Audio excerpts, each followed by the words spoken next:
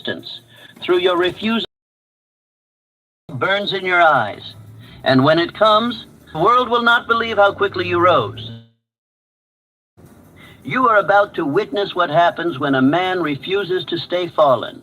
You are about to prove that faith, when mixed with decision and desire, can rebuild anything. This is not the end of your story. It is the beginning of your return. Your greatest chapter begins now. There are seasons in every life when all that once felt certain dissolves into question, when the plans that promised reward collapse and the road that seemed straight vanishes into fog. It is in such moments that most men believe they are finished. But the truth, the eternal truth, is this: nothing in life is ever destroyed. It is only being rearranged for your advancement. When a storm tears through the forest, it does kill the soil. It nourishes it. When fire consumes the mountain, it clears the way for richer growth. And when failure comes to a man, it burns away the weakness that would have ruined him at the summit. Every breakdown is the unseen hand of destiny reshaping you for greater things. This is the law of rhythm. The tide recedes only to return. The seed must be buried in darkness before it rises toward light.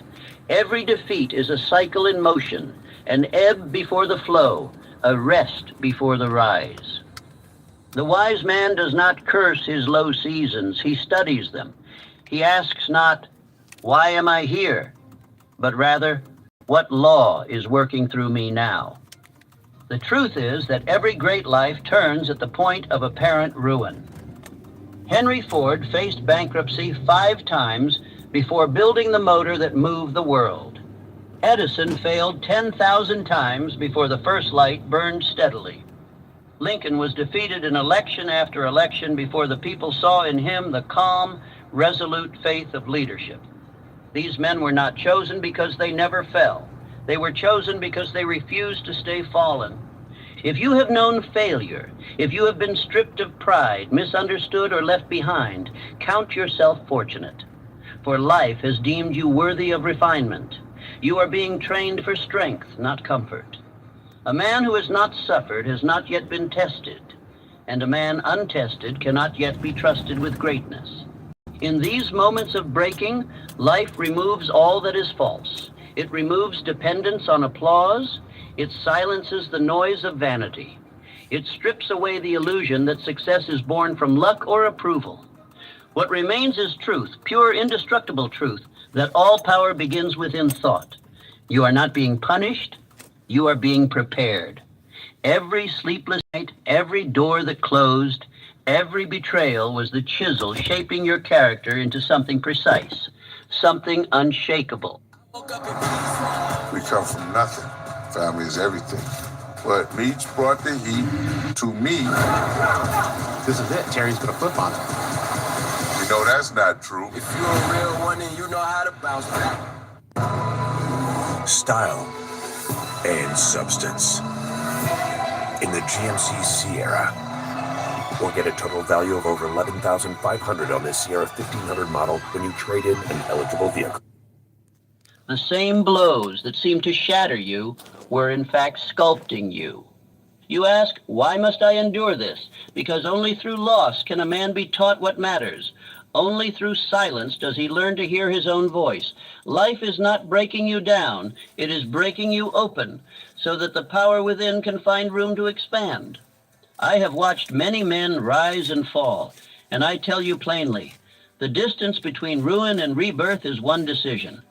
The decision to believe that what you endure has meaning, that somewhere within this pain lies instruction.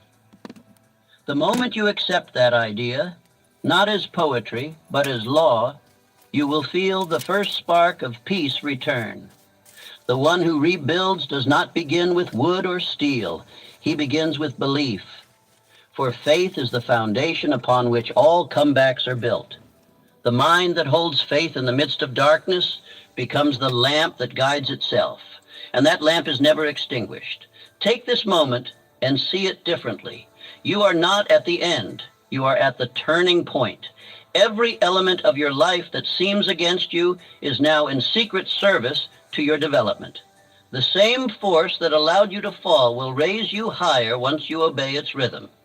When Ford stood in debt, he did not curse his failure. He studied it. He learned why his ideas were unready and improved them. Edison's assistants begged him to quit after years of darkness. He smiled and said, "I have not failed.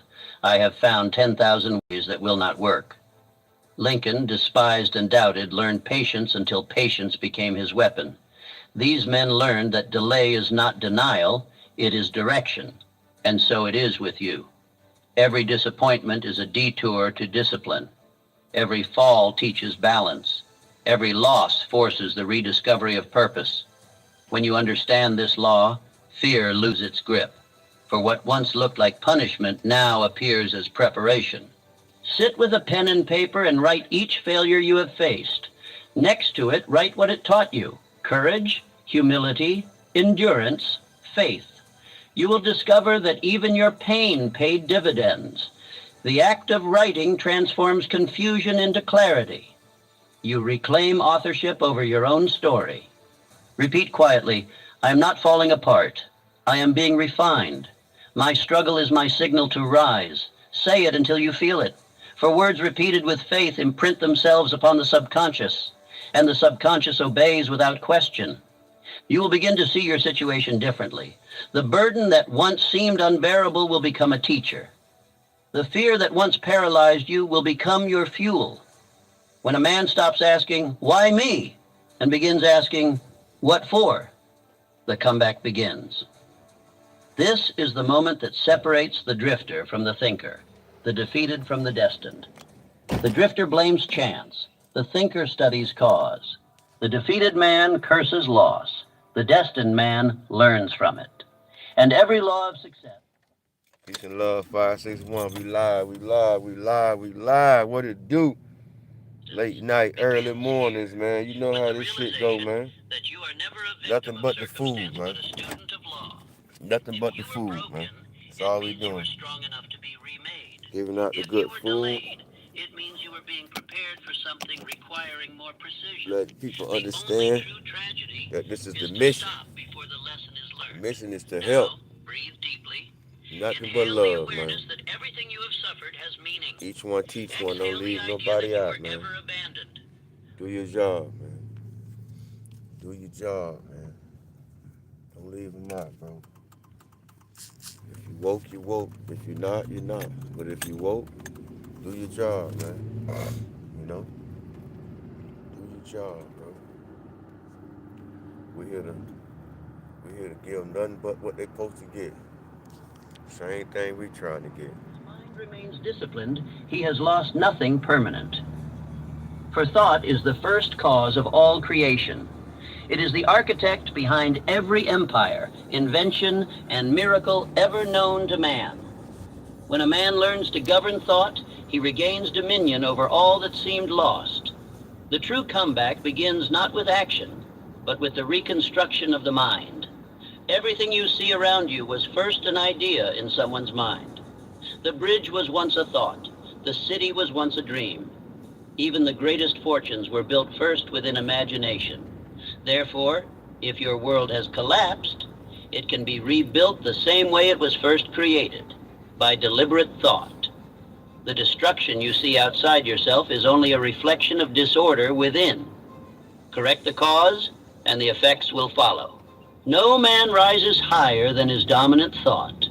It matters not how strong his body, nor how vast his opportunity. If he carries defeat in his mind, life will obediently produce defeat.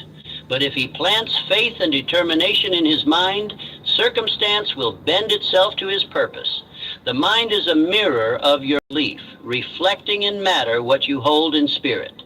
You must begin this reconstruction as a master builder begins his craft, with a clear design, steady patience, and unwavering faith. The first task is purification. You cannot build a new palace upon the ruins of old fear. You must clear the debris of resentment, self-pity, and doubt. These emotions block the natural flow of creation. The subconscious mind cannot build upon confusion. Each morning before you meet the world, pause for 5 minutes of deliberate command. Sit upright and speak with conviction to your inner self. I am the master of my thought. I command my mind to hold only what serves my purpose. I release all fear, for faith alone shall direct me this day. Speak these words not as hope, but as order. You are training the subconscious mind, which obeys authority, not pleading. Each night before sleep, reflect with honesty. What did I think today? Did my thoughts align with my purpose, or did I allow fear to lead? You will find that reflection refines the mind as polishing sharpens steel. Repetition of this practice plants new rhythm in the subconscious, and in time, right thinking becomes as automatic as breathing. Andrew Carnegie built an empire that employed thousands, yet he often said that his true labor was mental. When markets wavered and men around him panicked, he would sit in stillness, reviewing causes, never reacting to noise. His composure was his fortress. He understood that order in thought creates order in life. When others saw crisis, he saw adjustment. When others saw loss, he saw instruction. And because of this mental stability, fortune flowed toward him as surely as rivers flow toward the sea. You too must build that inner fortress. The world around you may be in motion, but within you must be still. Every day that you replace fear with understanding, you rebuild one stone of your inner structure. The mind, once reconstructed in truth, becomes unshakable. It no longer bends to circumstance. It bends circumstance itself. Understand the law of autosuggestion, for it is the architect of all reconstruction. The words you repeat daily, the images you hold, the emotions you permit, these are the blueprints of your life. The subconscious mind does not reason, it receives. If you feed it doubt, it will obey by creating delay. If you feed it faith, it will obey by creating opportunity. The subconscious is the silent builder of destiny. Imagine your mind as a workshop. In this workshop, every tool is a thought. Doubt dulls them, faith sharpens them, complaint rusts them, gratitude preserves them. The worker within, your subconscious, cannot choose the tools. It simply uses what you provide. Therefore, see to it that only right material is supplied. Each morning, picture your life rebuilt. See yourself standing calm, strong, prosperous, at peace. Do not wish for it. See it. Act as though it were already formed in the unseen. The more vivid your image, the faster the subconscious obeys. The universe is responsive to clear command. Say often, I command my thoughts. My faith rebuilds my life. My mind is my kingdom. Say it until it no longer feels like repetition, but revelation. The moment your own words begin to stir feeling within, the reconstruction has begun. Emotion is the energy that gives thought form. Others will begin to perceive the change before you speak of it.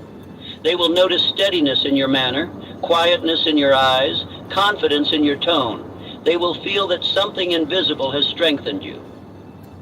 What they are seeing is the alignment of thought and belief. True strength requires no announcement. It radiates naturally. When you have rebuilt your mind, you will no longer depend upon encouragement. You will become your own source of faith. The opinions of others will lose power over you because your approval will come from within. The one who commands his mind commands his destiny. Do not think that you must remove all fear at once. It is enough to replace one weak thought with one strong one each day.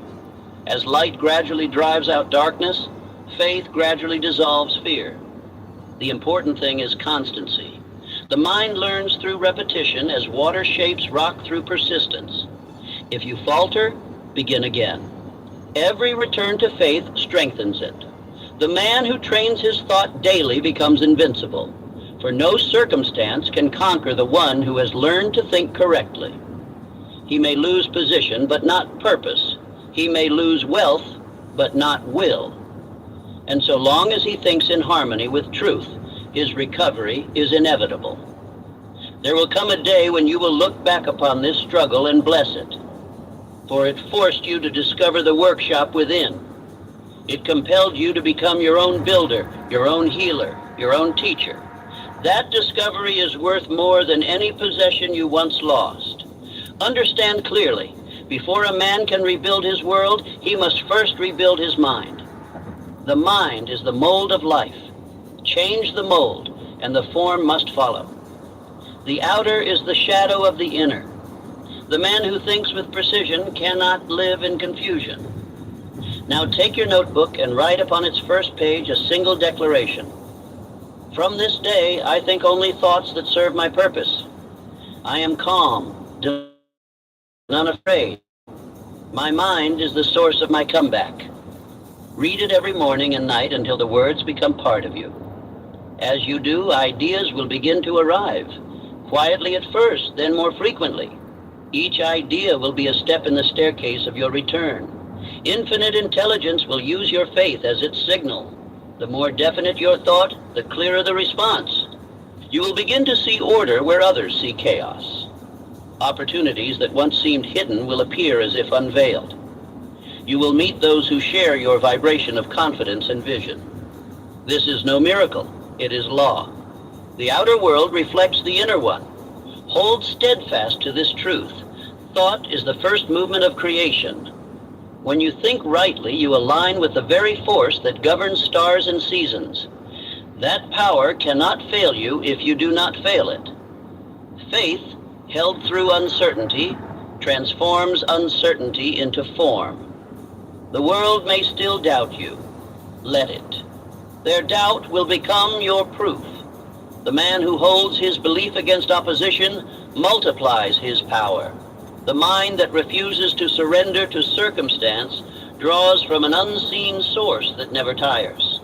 Your reconstruction is underway. You have begun to clear the ruins, to lay the foundation of faith, to design with precision. Continue until your thought becomes your reality. For thought, when persisted in with belief, becomes law made visible.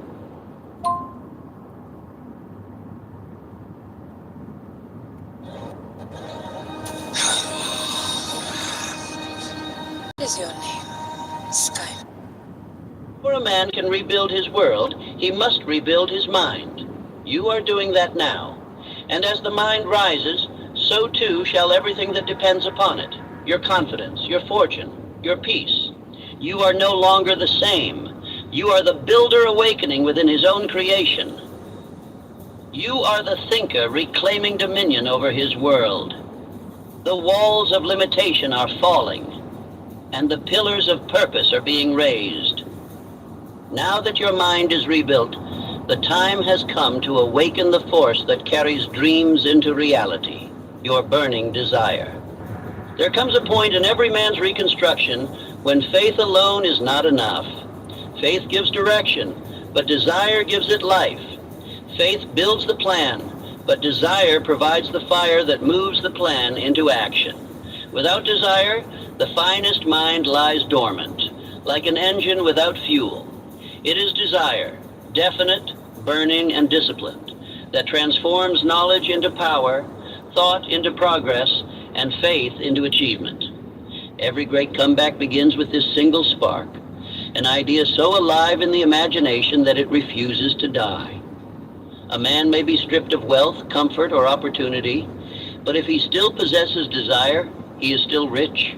For nothing can destroy a man whose heart burns with purpose. The force of desire, when guided by faith, becomes the magnet that draws all necessary people, ideas, and events into alignment.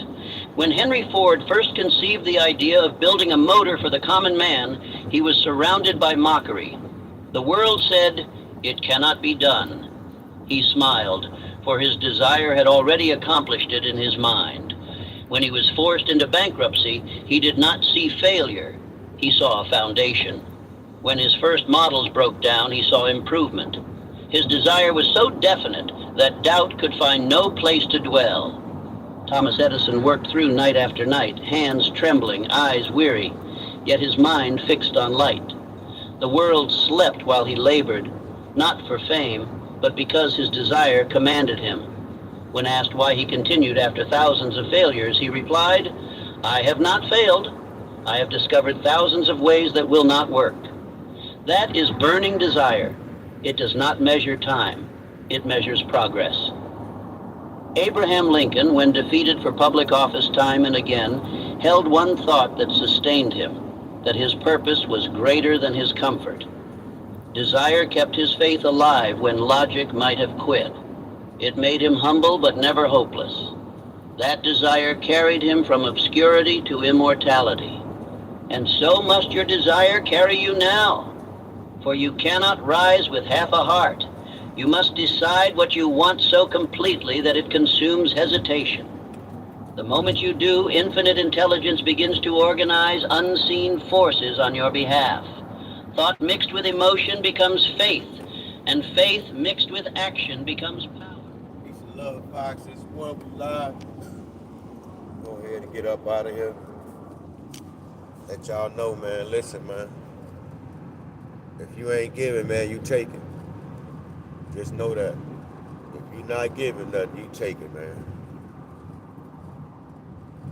Peace and love, 561. We live late night, early mornings, man. I'm out.